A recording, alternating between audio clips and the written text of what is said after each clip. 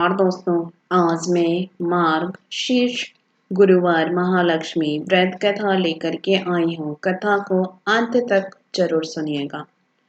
श्री महालक्ष्मी की व्रत कथा। गुरुवार की व्रत कथा श्रवण और पठन करने से दुख दरिद्र दूर हो जाता है। श्री महालक्ष्मी माता की कृपा से सुख संपत्ति ऐश्वर्य प्राप्त होता है। मन की इच्छा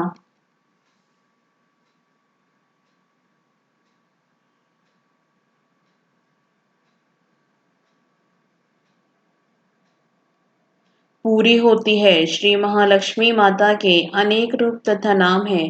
भूतल में वे छाया, शक्ति, तृष्णा, शांति, जाति, लज्जा, श्रद्धा, कांति, वृत्ति, स्मृति, दया, तुष्टि, माता आदि धात्री एवं लक्ष्मी के रूप में स्थित है। उन्हें प्रणाम करते हैं। कैलाश पर्वत पर पार्वती, क्षीर सागर में सिंधु कन्या, स्वर्गलोक में महालक्ष्मी, भूलोक में लक्ष्मी, ब्रह्मलोक में सावित्री, ग्वालों में राधिका, वृंदावन में राजेश्वरी, चंदनवन में चंद्रा, चंपक वन में गिरिजा, पद्म वन में पद्मा, मल्टी में मालती, कुंदन वन में कुंद दंती, केतकी वन में सुशीला, कदम वन में कदम माला, राजप्रसाद में राजलक्ष्मी और घर घर में ग्रह लक्ष्मी इन विभिन्न नामों से पहचानी जाती हैं। इस तरह सर्वथा चारों ओर सर्वभूत में सुपरिचित माता श्री महालक्ष्मी की यह कथा है। अब हम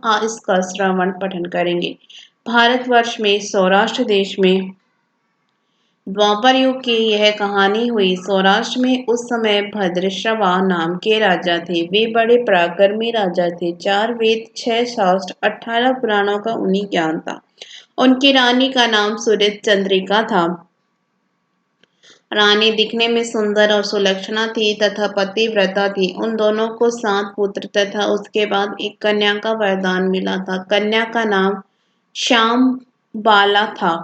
एक बार महालक्ष्मी जी के मन में आया कि जाकर उस राजा के राजप्रसाद में रहे। इससे राजा को दोगुनी धन दौलत की प्राप्ति होगी और वह इस धन दौलत से अपनी प्रजा को और सुख दे पाएगा। गरीब के घर अगर रहे और उसे धन दौलत प्राप्त हो तो वह स्वार्थी की तरह केवल अपने ऊपर ही खर्च करेगा। यह सोचकर श्री महालक्ष्मी जी ने बूढ़ी ब्राह्मण स्त्री का रूप धारण किया। हाथ में लाठी लिए लाठी के सहारे रानी के द्वार तक पहुंची। यद्यपि उन्होंने बूढ़ी औरत का रूप धारण किया था, पर उनके चेहरे पर देवी का तेज था। उन्हें देखते ही एक दासी सामने आई। उसने इनका नाम धाम काम धर्म पूछ डाला। वृद्ध ब्राह्मण का रूप धारित माता लक्ष्मी ने कहा, बालिके, मेरा नाम कमला है। मेरे पति का नाम भुवनेश है। हम द्वारिका में रहते हैं। तुम्हारी रानी पिछले जन्म में एक वैश्या की पत्नी थी। वह वैश्य गरीब था। दारिद्र्य के कारण हर रोज घर में झगड़े होते थे तथा उसका पति रोज उसे मारता था। इन बातों से तंग आकर वह घर छोड़कर चली गई तथा वन जंगल में खाली पेट भटकने लगी। उसकी इस दुर्दशा पर मुझे दया आई। तब मैंने उसे सुख संपत्ति देने वाली श्री महालक्ष्मी की कथा सुनाई। मेरे कहने पर उसने श्री महालक्ष्मी का व्रत किया। श्री महालक्ष्मी प्रसन्न हुई। उसकी गरीबी दूर हुई। उसका घर संसार दौलत संतति संपत्ति से भर गया। बाद में पति पत्नी दोनों परलोक सिधारे। लक्ष्मी व्रत करने के कारण वे लक्ष्मी लोक में रहे। उन्होंने जितने साल महालक्ष्मी का व्रत किया उतने हजारों साल उन्हें सुख भोग मिला। इस जन्म में उसका जन्म राजघराने में हुआ, परंतु वह श्री महालक्ष्मी का व्रत करना भूल गई है। उसे यह याद दिलाने मैं यहाँ आई हूँ। बुढ़िया की बातें सुनकर दासी ने उन्हें प्रणाम किया तथा श्री महालक्ष्मी का व्रत किस तरह किया जाए इस बारे में पूछा। बुढ़िया रूप धारण किए हुए श्री महालक्ष्मी माता ने दासी को पूजा की विधि तथा महिमा बताई। इसके बाद वह दासी माता को प्रणाम कर रानी को बताने अंदर चली गई। राज वैभव में रहते हुए रानी को अपने ऐश्वर्य का बहुत घमंड हुआ था। संपत्ति तथा अधिकार की वजह से वह उन्मत्त हो गई थी। दासी द्वारा बताई गई बुढ़िया की बातें सुनकर वह आग बबूला होकर राजद्वार पर आकर बुढ़िया रूपी श्री महालक्ष्मी पर बरस पड़ी। उसे यह मालूम नहीं था कि श्री महालक्ष्मी माता बुढ़िया का रूप धारण किए द्वार तक आई है, परंतु रानी का इस कदर रूप बर्ताव तथा अपना अनादर देखकर माता ने वहां ठहरना ठीक न समझा। वे वहां से चल पड़ी। राह में उन्हें राजकुमारी श्यामबाला मिली।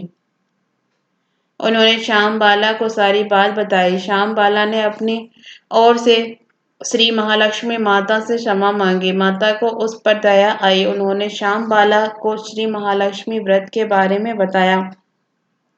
उस दिन अगहन मार्गशीर्ष माह का पहला गुरुवार था।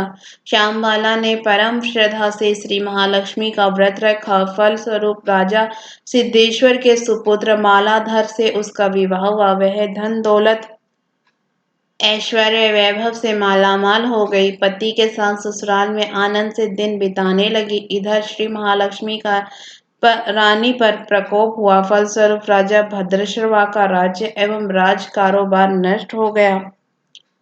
यहाँ तक कि खाने के लाले पड़ गए। ऐसी हालत में एक दिन रानी ने राजा से निवेदन किया, हमारा दामाद इतना बड़ा राजा है, धनवान है, ऐश्वर्यशाली है, क्यों न उसके पास जाए, अपना हाल उसे बताएं, वह जरूर हमारी मदद करेगा। इस बात पर राजा भद्रश्रवा दामाद के पास रवाना हुए।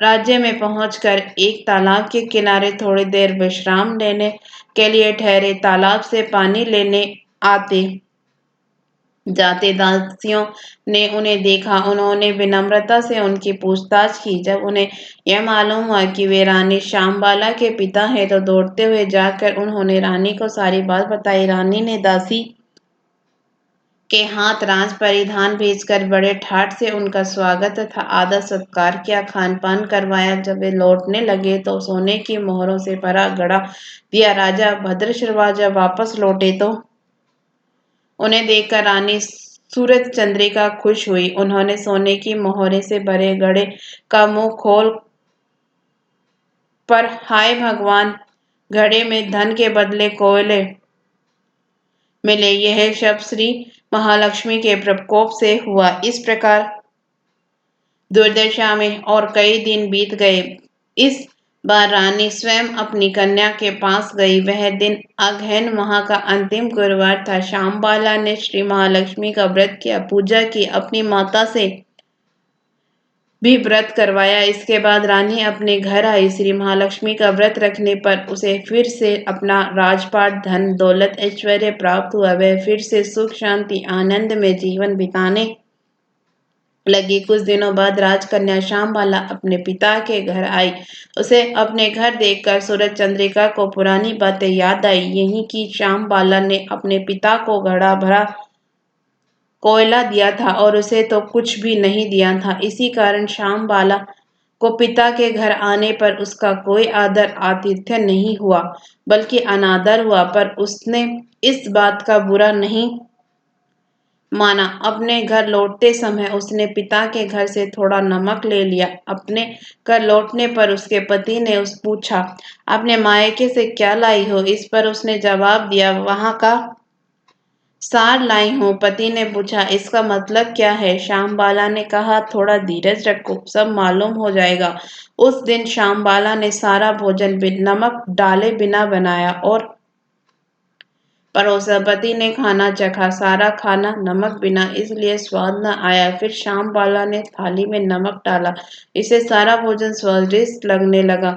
तब श्यामबाला ने पति से कहा, यही है वह मायके से लाया हुआ सार। पति को उसकी बात सही लगी। फिर वह दोनों हंसी मजाक करते हुए भोजन करने लगे। कहा गया है कि इस तरह जो कोई श्रद्धा भाव से श्री महालक्ष्मी की पूजा करे, उसे माता की कृपा प्राप्त होती है, सुख संपत्ति शांति प्राप्त होती है, सभी मनोकामनाएं पूरी होती है। जय महालक्ष्मी।